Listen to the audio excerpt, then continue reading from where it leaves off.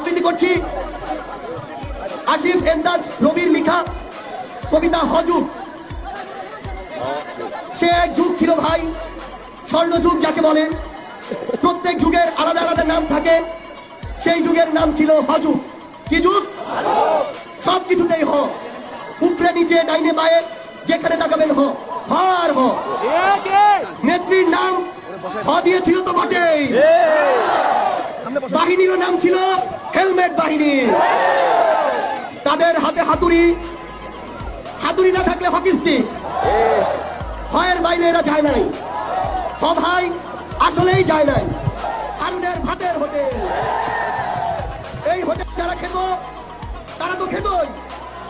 হোটেলে যাওয়ার সুযোগ না পাওয়া পাবলিকরা যা খেত তার সবচেয়ে পরিশীলিত নাম হতে পারে হ মারা খাওয়া। কি হতে পারে?